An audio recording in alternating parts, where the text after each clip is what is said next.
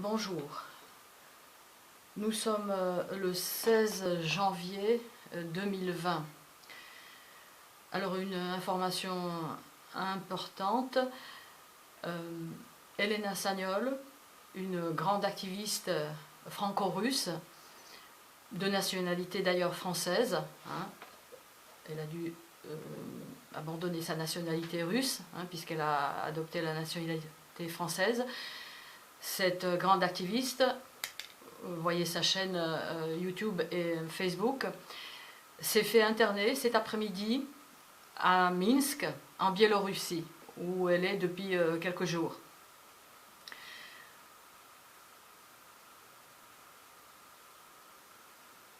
Ce n'est pas elle qui est folle, pas plus que moi, pas plus que l'auteur du seul article juridique, il est vrai, droit comparé du harcèlement électromagnétique que nous dénonçons, dont nous sommes cibles, droit comparé du harcèlement électromagnétique, nécessité d'une loi française, Louis Freiheit, il n'est pas interné, lui non plus, je ne pense pas. Je ne suis pas internée moi non plus, j'ai publié un article en 2016 dans la revue Top Secret, numéro 84. Le rédacteur en chef, M. Roxoker, n'est pas interné non plus. Nous dénonçons certaines choses. Enfin, lui, il publie, il informe. Moi, j'informe. Elena Sagnol informe. Nous dénonçons en même temps parce que nous sommes cibles de cette criminalité. Nous faisons ce que la loi nous oblige à faire. L'article 434.1 du Code pénal. Dénoncer une criminalité dont on a connaissance, dangereuse pour la santé publique, et en plus nous en sommes cibles, nous en sommes victimes. Et ce n'est pas en France que je vais me taire. Elena Sagnol donc m'écrivait à 14h46 un mail rapide me demandant de prévenir ses enfants, et une autre cible de ce harcèlement, une russe aussi, américano-russe, Jeanne Evgenia Adams, un excellent travail aussi, une excellente activiste. Au moment où elle écrivait ce mail, moi j'étais au palais de justice à Nice. Ah, ça vaudrait une vidéo. Bon, j'étais au palais de justice pour voir si notre plainte, ma plainte, ainsi que la plainte d'Elena Sagnol, faite la sienne le 28 juin 2019 et la mienne un mois plus tard, 26 juillet 2019, donc, pour voir si elles ont été enregistrées. C'était mon deuxième ou le troisième passage. Elles ne le sont pas.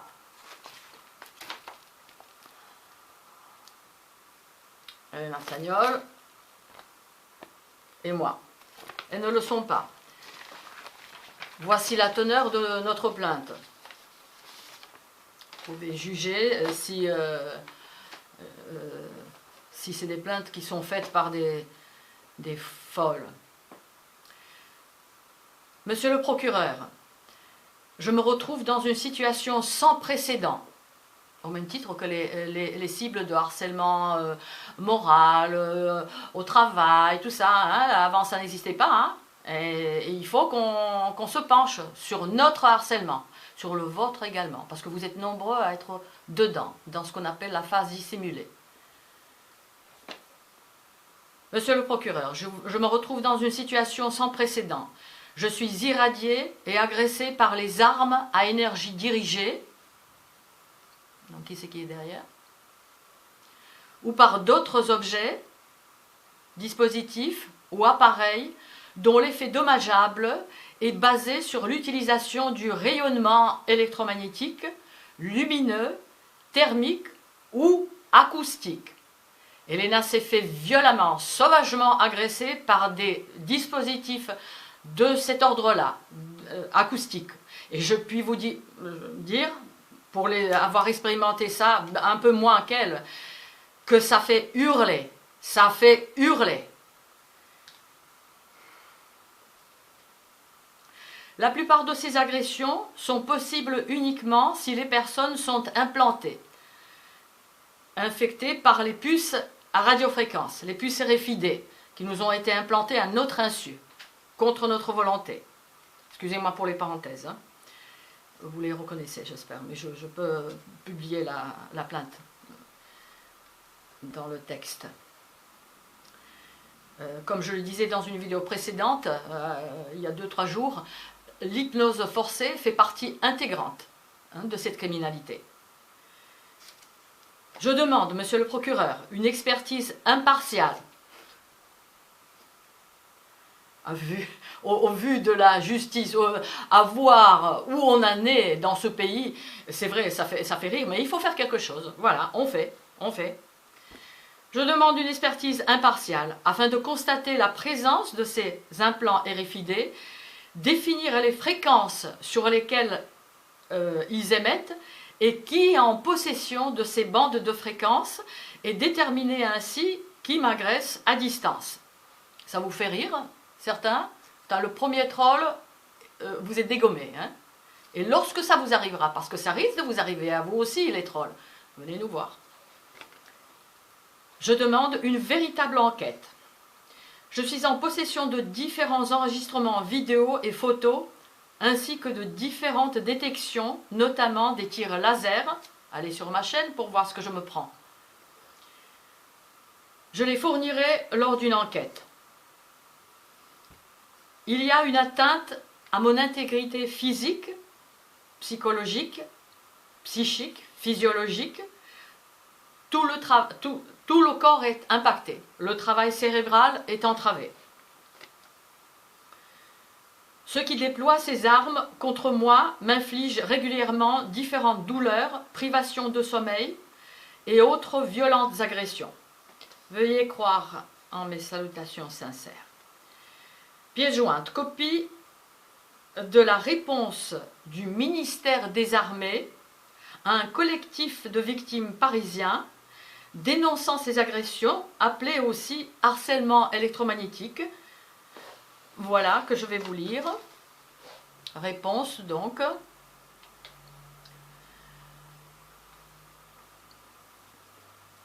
Réponse à une personne de ce collectif qui s'est adressée au ministère des Armées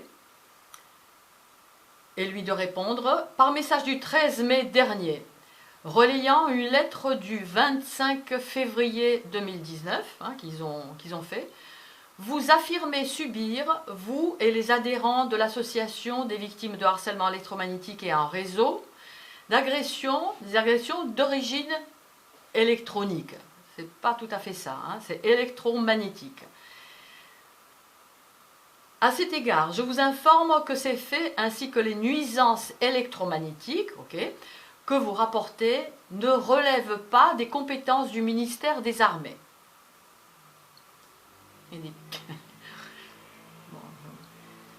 Dès lors, si vous estimez que les membres de votre association subissent un préjudice ou font l'objet de menaces pour leur santé, je vous invite à déposer plainte auprès du procureur de la République. C'est ce que nous faisons. Donc voilà ce qu'on a fait. Il y a un deuxième complément à ma plainte. Donc ma plainte et celle d'Elena Sagnol sont à peu près similaires. Voilà, donc c'est l'objet de notre complément, un complément à notre plainte. À ma plainte, Elena Sagnol a fait pareil. Monsieur le procureur, je souhaite qu'un lien soit fait entre ma plainte déposée personnellement au palais de justice de Nice le 26 juillet 2019 et celle d'Elena Sagnol, dont je rappelle donc l'internement cet après-midi à Minsk, à Biélorussie. La plainte d'Elena Sagnol déposée au palais de justice de Nice le 28 juin 2019. Donc qu'un lien soit fait entre nos deux plaintes, et ce avec son aval. Une déposition commune serait possible. Je me permets, monsieur le procureur, de vous faire savoir qu'un collectif de victimes de harcèlement électromagnétique et un réseau a déposé une plainte auprès du procureur de Paris le 12 juin 2019. Le harcèlement électromagnétique étant le terme utilisé par nous, individus ciblés, pour désigner les agressions et les violences volontaires, avec préméditation, infligées constamment via des armes à énergie dirigée et d'autres dispositifs d'attaque à distance dans le but de tuer, de faire des expérimentations et de tuer.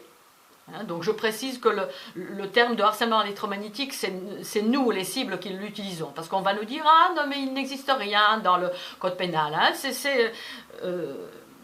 Le harcèlement électromagnétique est un euphémisme pour ce qui est en réalité un assassinat progressif par les irradiations en bande organisée, un assassinat progressif en bande organisée où par ailleurs un nombre considérable d'articles du code pénal sont transgressés.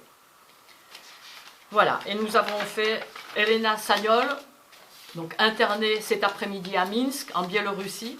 Nous avons fait toutes les deux un deuxième complément donc à notre plainte, déposée à un mois d'intervalle à peu près. Moscomeco, une association de défense de victimes russes, Moscomeco, comportant cette association des scientifiques et des spécialistes. Lors de la conférence internationale des 1er et 2 décembre 2018 ou 19, c'était 2019, a adopté la résolution, je me suis trompée, 2019, c'était en décembre dernier, donc 2019. Oh, j'ai fait mind control. Bon. Moscomeco donc a adopté la résolution sur l'interdiction, la conception, la fabrication et le déploiement des armes à énergie dirigée, ainsi que la destruction de ces armes déjà en circuit. Après, le problème se pose, que faire des dispositifs d'attaque à distance, de torture d'attaque à distance, dont l'association parisienne cherche, voilà, demande un encadrement. Quel encadrement? À interdire et durement sanctionner chacun qui a appuyé une seule fois sur la gâchette pour agresser à distance, dans les moyens de transport, lorsque la cible est en voiture, lorsqu'elle prie, lorsqu'elle fait ses courses, voilà, un catimini, comme un rat, comme des rats, ces pauvres malheureux, qu'il vous soit fait pareil, à titre de sanction. Je reviens donc à mon texte. Ces armes peuvent être déployées contre cette résolution. Donc ils ont fait, le comité Moscomeco a fait cette résolution. Cette résolution se base sur le fait que ces armes sont des armes de destruction massive. Ces armes peuvent être déployées contre une personne ciblée, voilà, Belle folle, etc., en catimini, mais vous êtes peut-être dedans, chacun de vous, en catimini aussi, peut-être en phase dissimulée. Ces armes peuvent être déployées contre un groupe de personnes. Ces armes peuvent être déployées contre une ville entière, contre un pays entier. Prenez des informations en russe, si vous le parlez, en anglais. En France, vous ne saurez rien. Avec 37 000 pages web bloquées par Hollande et Macron, vous ne saurez rien. Ou très peu. Vous saurez à travers nos témoignages. Le projet de cette résolution a été envoyé au président Macron, Trump, Merkel et en Grande-Bretagne. Moscomeco, donc ce comité de défense de victimes russes, est en possession de documents attestant bonne réception par les destinataires. Ce n'est pas nous qui sommes folles. Ce n'est pas Elena Sagnol qui s'est fait interner qui est folle. Ce n'est pas, comme je l'ai énuméré, les personnes qui luttent, qui ont apporté une pierre, une petite pierre ou une grande pierre contre le harcèlement électromagnétique. Fous sont les gens, les psychopathes des complexes médico-militaires qui sous-traitent aux entreprises privées, qui, eux, enrôlent les personnes autour de la cible, que je dénonce, que je dénoncerai. Je ne suis pas venu en France, je ne suis pas venu dans ce pays que j'aime, c'est mon pays. Je ne suis pas venu ici pour me faire torturer, ici.